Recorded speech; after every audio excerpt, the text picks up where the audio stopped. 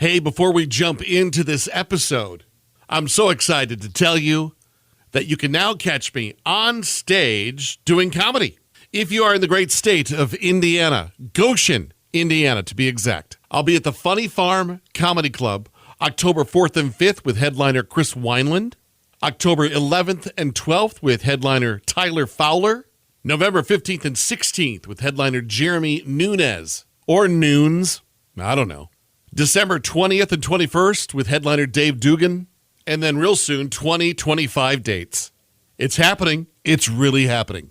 You can get your tickets online at funnyfarmcomedy.com. The farm is a PH. funnyfarmcomedy.com. I'd love to see you at a show before the end of the year. My guest needs no introduction. Well. We meet again. Look at you and your professional backdrops. It's like at a movie premiere. Got a step and repeat there. What else with Corey, man? This guy can podcast like nobody can. What else with Corey, man? You will look deep inside of yourself and feel something you've never felt when he asks what else with Corey, man? We are recording. Go on. Now. Bart Millard, welcome to the podcast. Thanks for having me again. Let's see here. According to my notes, 1994, the year that was. Let's go down memory lane here together. At the movie theater, Lion King, Forrest Gump, Speed, Mrs. Doubtfire, the big blockbusters. Wow. On the radio, Ace of Base, Boyz II Men, Mariah Carey, Celine Dion, all having massive songs on the radio. In the news, O.J. Simpson splashed across our evening news most nights. And what is going on in Edmond, Oklahoma in 1994? We had, I remember it vividly when you mentioned the OJ thing. We did a church camp in Switzerland for military and missionary kids. Myself and Mike and Jim Bryson, our keyboard player at the time, we weren't MercyMe yet. We did the camp, loved it so much. We were flying home. I just remember because they talked about that OJ thing like it was somehow an illustration in each night's sermon. And I remember the guy, the speaker, he kept bringing it up. But as we were flying home, we're like, man, what if we could do this from now on? And we got home, and August 28th of 94, we did I guess it was our first little show at a Bible study at a college nearby Edmond, and under the name MercyMe. And then a year later went back to that same camp in Switzerland as MercyMe. But yeah, that was that. And we just started doing like Disciple Nows and Fifth Quarters and whoever would have us all over Oklahoma, calling in favors from every youth minister friend that I knew. And just trying to, literally, not kidding, trying to pay the phone bill and rent. And then one more month, we get to do it again. What were you doing previous to that? Did you have a regular job? Were you making ends meet that way? Mike worked at Blockbuster Video, which is a place where you'd buy tapes with movies on them. Mike worked there. Jim worked at like a sound man at the local church. And then I didn't have a job. I was the manager, booking guy. I was everything for the band. Because when my dad passed away, I had like this $600 a month kind of from his retirement or something that instead of getting a lump sum when he died, he decided to give it to me $600 a month for 10 years because he told me if I got the whole check, I'd have a boat with no water in sight. And so he didn't do that. And luckily, he had the wisdom to see that. And so, back then, that was enough for college dropout to pay his part of rent and just focus on the band as much as I could. So that was my job, was be on the phone and calling in those favors. Have you ever worked another job? Have you ever done anything else? Yeah, man. Let's see. My last job before this, I was a janitor at a church right before we started MercyMe. Right out of high school, before I did that, I worked at a sewage plant. My job was to get waiters and a gas mask on and get in the big, giant, basically a filter, it's 25 foot deep, 75 feet across of just waste, and force it with a fire hose through a drain. And then I would mow water around water towers. And I flipped a tractor and thought I was going to die. And I just walked to my car and drove away. I didn't even quit. I was like, I hate this so much. And that is the very moment when I knew I would somehow sing for a living. I hate hard labor so much. How bad was that smell? Literally, I think it was like a World War II gas mask that I had to wear. And one day, you had to wear long sleeve shirts and jeans in the August. And one day I had sweat drip in my eye and started burning. I made the mistake of moving the mask to wipe my eye, and I threw up in a millisecond. The second that mask moved, I started puking so bad. Oh, it was awful. It was awful. You're turning green as we talk about it. So let's move on. Like it happened yesterday. Who needed the most convincing in the camp, MercyMe camp, the circle of people? Who needed the convincing the most of, let's go do this? Probably Mike, from a standpoint of, I moved from Texas. My dad passed away my freshman year in college to Florida. I followed my youth pastor who had left like a few months before. He was like, let's get you out of Greenville. And so I went and worked with junior high. That was my first time to work with a worship band or a live band. And Mike he's 2 years younger than me. So he was still in high school in that youth group. So I was there for a couple of years. And when he graduated, it's right when all this Switzerland stuff happened. And so part of the flight home was convincing Mike, who's an only child, who just graduated high school, to move to Oklahoma City or to Edmond and leave his home to start this band. And I think he did one semester of college and hated it. And he was finally, I don't know, man, he was just scared to death to move. And then he finally came around, but he was the one that it took some convincing. Like, I don't even know. I mean, we were all bad. He was just gotten a guitar. He hadn't played long, but for some reason, I guess he was a great hang. I was like, you need to be a part of this. And I think that was the scary part. We had nothing to prove. We hadn't done anything. Like, we did one church camp. Let's move to the middle of the country from outside Orlando, and let's start a band. We found this really nice abandoned daycare center that we made our house, literally, and we lived there for a while. Double doors, coat racks halfway through, and it was in a playground. It was pretty awesome. It actually was awesome for that age. So you start doing gigs, you start doing churches, you start doing camps, some money is coming in. When do you cross the threshold of, all right, let's record something? Well, we started recording pretty quickly. Jim, the keyboard player, he had an engineering degree, so we had like a Mackie board and a couple of ADAT machines back in the day. And so we kind of did it a little backwards. We started recording before we really started doing many shows. We were just always recording. And the one end of the daycare center was literally our little studio. The other end, the classrooms we were living in. And so we kept making music. It was more, the question would be, when did we start doing shows where people were allowed to hear it? And we kept playing. And I think that the first year we did the camp, and then we came home, became MercyMe. By the next year at camp, that was the first time we had CDs to sell, was at that very camp a year later. So it took us that long to come up with the money and manufacture them and all that kind of stuff. What was on that CD, Bart? Some of the finest music I hope you'll never hear. You can find the whole album on YouTube, I found out, but it's the album is called Pleased to Meet You. And one of my, there's so many gems on there. One great song is called Strolling with Jesus. Was one, is a blues number. We were really like the Spin Doctors back then. And it does say, one of the lines, mind you, I've been Songwriter of the Year twice, is hang a right on Jesus Street, he'll tow you for free. Yeah, I thought that was pretty brilliant. We had another one called Desperationville, because apparently we loved Rocketown. That sounded like the other side of the tracks would be Desperationville. Yeah, so it was a lot of experimenting, but I found out probably within the last year that they're all on YouTube. And when was the last time you've actually listened to that music? Oh, I will pull it up whenever I have the family in a car on a car trip, because they hate it more than I do. And I'll just, when they're all asleep, I'll crank He'll Tow You for Free as loud as I can, just to wake them up. Do the words come right back to you? Do you remember them as fresh as the first day?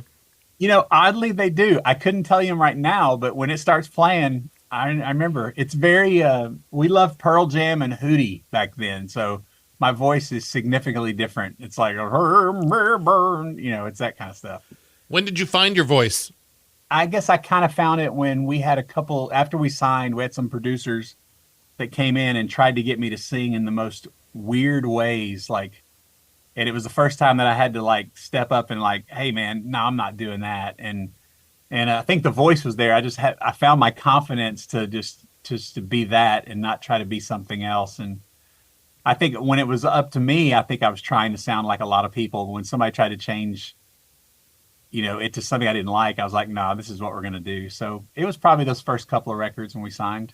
I was listening to a band recently who recorded all of their albums during COVID. They did a live version of every one of their records. I think there were 6 or 7 of them, and they did one a month just to keep the juices flowing, have something to do. In the middle of the 4th record, the lead singer goes, if I'm talking to a stranger and it comes up that I'm in a band, this is the song that I tell them, this sums up who we are.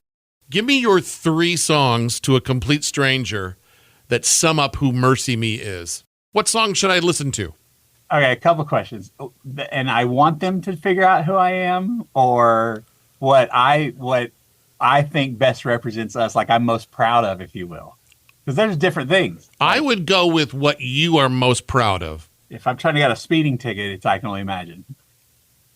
But I mean, I would say Imagine either way. I don't dislike it. It's just that's kind of sometimes I won't say it if like I'm on an airplane and the odds of somebody knowing that song obviously are better than the rest of our songs. And so sometimes I don't. But I would say Imagine.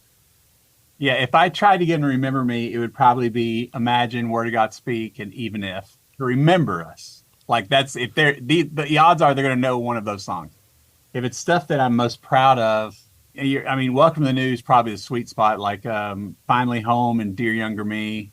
There are moments like that were just like just significant personal moments, like when making those songs. And then, stuff off the Lifer album I dig. I mean, it just depends. It depends on who I'm talking to. If it's an older person, I go with the ballads. You know what song I liked that I feel like people missed out on? Burn, Baby, Burn. Really? Yeah, I thought that's on a couple of my playlists just to pop up. And that's one of the, half the band likes it, half the band doesn't. I like it. Me and Robbie like it. The two most important of the whole band. Let's just say it right now here on this podcast. True. Get Robbie and Bart on the same page and it's gold. Maybe platinum. Maybe. Who told you could sing and you believed them? Oh, early on when I'd sing in church as a kid, just random old ladies in church, they told me I was good enough to where I was like, I think I want to do this again. That would be the first time I heard somebody, and it's like relatives didn't count. Your mom always says you're great and stuff like that. But it was when any kind of stranger, whether it was at church or whatever, usually the old ladies, I didn't know them real well, and they'd always go out of their way. And looking back, probably shouldn't have trusted them, but I'm glad I did. If someone were to scroll through the MercyMe Instagram account, I would assume they'd go, wow, you've had an interesting life, a fascinating run, 30 years. Can you even put together a top 5 moments in MercyMe history? Like, these 5 come to mind immediately. First time we played Red Rocks. How did that go? It was great, man. The whole thing was amazing because we landed on it. It's hard to get a date at Red Rocks, and somebody pulled out, so we got it last minute and had to. Well, I'll say last minute. It was like it was probably 6 or 7 months before, but it was like, hey, this date's available. Do you want it? And we're like, yeah, we'll take it. And then we had to announce immediately, and it sold out like in 15 minutes. So that's what was like. And then that was probably 6 or 7 months before. But then it sold out so fast, that's all we could think about was like, oh my gosh, this show's coming. And it was incredible. It was. Physically, did the altitude mess with you at all, your singing voice and physicality? No, I don't remember it. I mean, I remember during the day it did, but there's so much adrenaline that night, it didn't bother me. I do remember I kind of ran out of gas a little early, though, like just singing really, really hard. And we've been there 2 or 3 times since, but that first time was like, it really is the best venue in the world. As far as shows, like playing Radio City was amazing. First time we did that. Playing Leno back in the day a couple times was awesome. All these things that just were never supposed to happen to a little church band have been pretty cool, and just the places that Imagine took us. And And then stuff like, the movie, just going through the premiere and all that stuff was surreal. Yeah, those would be the first few things that come to mind over the 30 years. I mean, you've met presidents. Yeah. It's been pretty, you know what? One of the coolest things that we did was, when we did a presidential prayer breakfast, and it was right after, I guess, Trump was inaugurated. And I briefly met him, but Vice President Pence was an actual MercyMe fan, and he pulled us aside and was like, man, I love your music. It was really kind. And then probably a couple years later, I was taking our kids. We were driving to DC on a homeschool field trip just for us to learn about American history. And I jokingly texted my manager and said, "Tell the Veep I'm in town," just being corny. And a couple days later, I get this text saying, "Be at the White House at 2:00. And I was like, what is happening? And so I thought, man, you guys are going to get to meet him. We went at like 2, and he blocked off the rest of his day and walked my kids around and showed them the American history. We stood on the balcony of the vice president's office looking at the Lincoln Memorial, and I have these great pictures of him pointing, and they're just leaning in. And I'm just sitting in the back, like in tears. He had them like crawl under the vice president's desk, where every vice president has carved their name under the desk, all the way from like Teddy Roosevelt. And he goes, "Get under there." And there, it looks like they're under the hood, under a car. You see legs sticking out, and he's down there on his knees, like, "Look at that one, look at that one." That was probably one of my top 3 moments ever. And it was just me watching, man. It was so stinking cool. And I'm surprised the Macy's Day Parade. the Macy's Day Parade is up there. I forgot about that one. But that one's up there for different reasons. That's up there because Nathan, our bass player, I think he had a baby and couldn't be there. But you lip sync the whole time, and we're on there's a couple of reasons that comes up. And we were on the Mount Rushmore thing, and you're lip syncing. So we're like, well, we just won't use Nate. No one's going to care. So we get there the night before, and they had these little lapel pins that you wear that just say Macy's, and that's your all access pass. They don't draw attention to anything. And they gave us 5 of them. We're like, oh, no. We're, one's not here. And they're like, well, you've got 5. So there you go. And we're like, well, wait a minute. We have 5. That means our road manager's about to play bass. And so we made Joel, he can't play anything. We went to Macy's, no pun intended, bought him some clothes, bought a bass at a music store, and made him stand up there with us looking like he's in the band, and didn't tell his family who's watching at home. And what's funny is the only thing he knows is Smoke on the Water. and so he goes, I got to do something. And so when you watch, and he's up elevated, and so on the broadcast, he's 90% of the shot. They never come down to me. It's like this, and then he's full body, boom, boom, boom, boom, as we're playing some Christmas song. And he was like, this is crazy. And so that was amazing. We're laughing way harder than we should because he's up there and his family's freaking out back in Texas. And then the other crazy thing about that, this was, I don't remember what year it was, but they had some weird, like above normal terror threats for Macy's, to the point to where they said, hey, my family couldn't come because they couldn't guarantee their safety in the stands. And so my family didn't get to come. And so we're freaking out because there was a big terrorist threat about they're gonna go after all Christians and all Americans and all Christians. And here's a Christian band on the Mount Rushmore float. And so we're freaking out like, oh no. And so one of our merch guys, retired police officer, and his buddy works with Homeland Security. So he called him, and the guy said, well, first off, when they say they want to get all Western Christians, they think we're all Christians. So they're after Bon Jovi or some big name. So don't worry. But just to set your mind at ease, they had a sniper that followed us the entire 3 miles or whatever from building to building, keeping an eye on Mount Rushmore, just to say, just don't worry, we've got you. So between laughing at Joel when we actually performed, the other 3 miles we're doing this, like can anybody see him? We're trying to spot one, but we couldn't. But it was a whirlwind of emotions on that day, but it was pretty amazing. I would love to be in the room when you explain to Joel good news, bad news. The good news is you're going to be on the float with us. It's going to be awesome. The bad news is you may not make it. You may not make it to the end of this parade. Make it count, brother.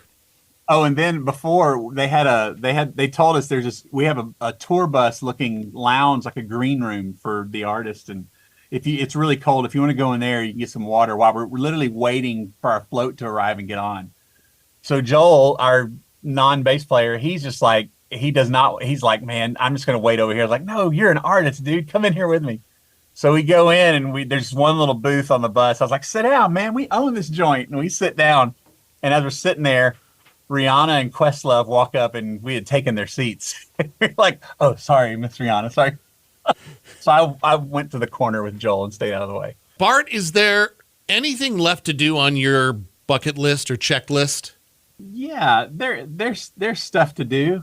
We'll see if they happen. I mean, like, as far as MercyMe goes, like, you know, we're still making music and still enjoying it.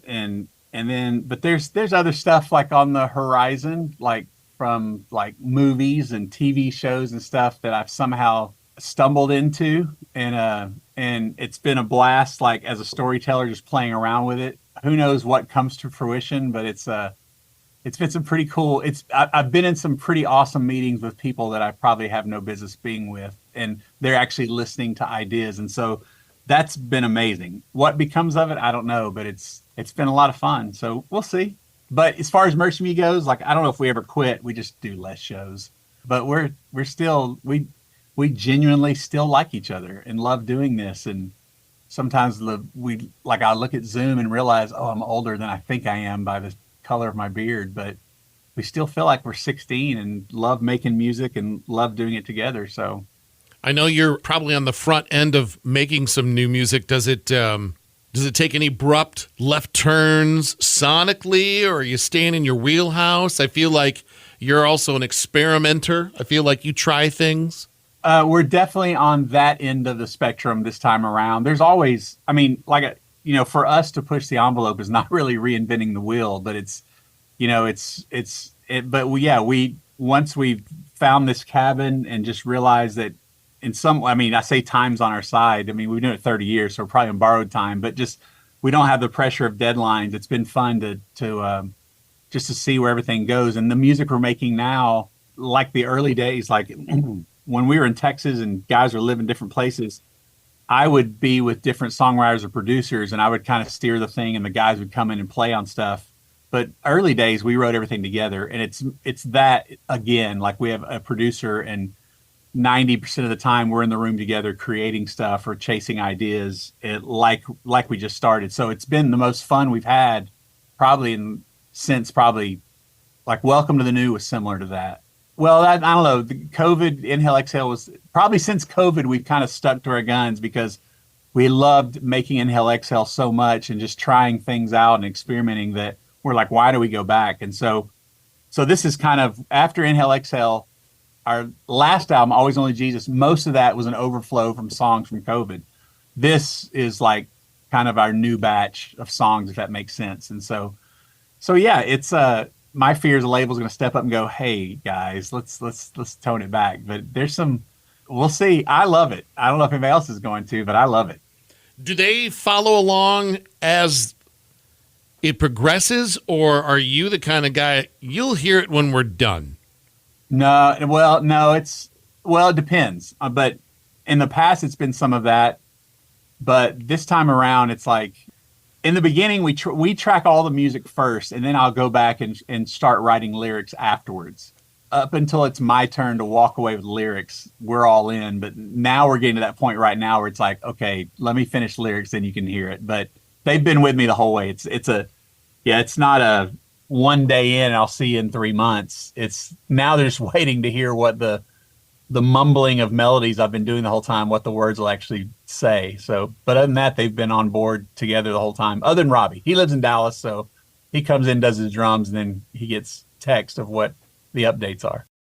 Give me a good MercyMe song example of what you were just talking about, where the music is pretty much formulated, and now it's time for you to get in there and work some words. What's a good example of that? Most of them are like that, man. I mean, it's rare. I may have like a hook, an idea, like a lot of the albums, like Generous Mr. Lovewell, the way I think, whether it's music or album covers or whatever, it just needs to look good on a t-shirt. That's kind of my thought, is that I have a wow factor. And so in that album, I had the title of the record. I just thought The Generous Mr. Lovewell was a great name. I think I saw the movie The Talented Mr. Ripley, and I loved the long title, and I wanted something like it. And so I did that, and then realized, we need to do something that has anything, like we need to write a song called The Generous Mr. Lovewell. And so the guys had this bed of music that they did, and so I took that and was like, I think I may have had another idea and scrapped that and just started from scratch and just, I mean, it's way more fun that way, dude. It's like a Tetris puzzle. I don't really like writing a melody to an acoustic guitar, see what it's going to become.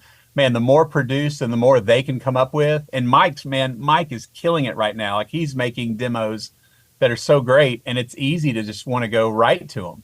So he's probably the renegade. He's out there coming up with stuff on his own and bringing it to the band, and they'll put their stuff on it. But he's locked in right now. Don't tell him I said that because it goes his head. But we're using more of Mike's songs than we ever have. Like, he's leading, which is awesome to see because he's got it in him. But he's kind of leading the charge half the time with ideas. Very much like The Edge and Bono, I hope. That's what I want to believe. Very nice.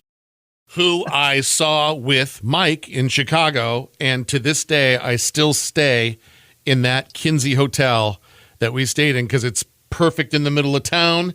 Well, let's play a what if real quick, because I was going to say this to you before we started. But, first off, I saw you two night 2 at the Sphere, and it was everything. So good. But that's a side note. So this past weekend, about 2 weeks ago, I landed 4 tickets to ELO in Indianapolis, which was this past Saturday. And I had a short list, and I was going to reach out to you to say, how far is Indy and can you be there? But my father-in-law got sick, so I had to go to Texas. And so the venue got me the tickets, so I couldn't even give them away. They just took them back. But know that as of 2 weeks ago, I was like, okay, I need to. And I knew that there's a chance I may not be able to go because my father-in-law it's kind of touch and go. But I was like, man, how far is Indy for you? 245. You could have easily. What did you do on Saturday? Could you have made time? Last Saturday, I watched my football team play miserable. Should have gone to ELO, yeah. Yeah. But it was his last one, and I was like, I bet Corey could do it. Mike and Barry, they bailed on me. I was like, okay, it was going to be me, Mike, Barry, and you was the goal. Oh. But I couldn't. I think I knew from the beginning I wasn't going to be able to go, but I was really holding out for hope there. Have you ever gotten to see ELO? Saw him last tour. Okay, yeah. Good. I did too. I saw him twice in 1 week, and I just wanted to make sure. We originally were trying to figure out how we could go last tour. Like, I got tickets because you kept saying, hey, they're here and here and here. And so I was able to go to Nashville and see them. I saw them in Grand Rapids, Chicago on a Saturday, and I remember turning to my friend going, he still got it. Oh, I literally tried to Shazam thinking this is too perfect to see if it would pick it up. So good. It was so good. Yeah. And I was that guy filming but singing louder than the performance, ruining every video. Telephone line! Bart Millard, happy 30th anniversary. Please send my... did you get my flowers, by the way, on August 28th? Did you get the flowers? They're somewhere in here. Yes, Thank you for that. Hey, you're my first interview since March. You haven't lost your touch. You still got it. Yeah. Anytime you want to talk, I'll do it. This particular episode happened because of a listener email. So, what else with Corey Mann, all one word, whatelsewithcoreymann@gmail.com. Thanks for listening. What Else with Corey Mann, with your host, Corey Mann. Original music and theme song by Chris Cron. Share this episode with a friend, and thanks for listening.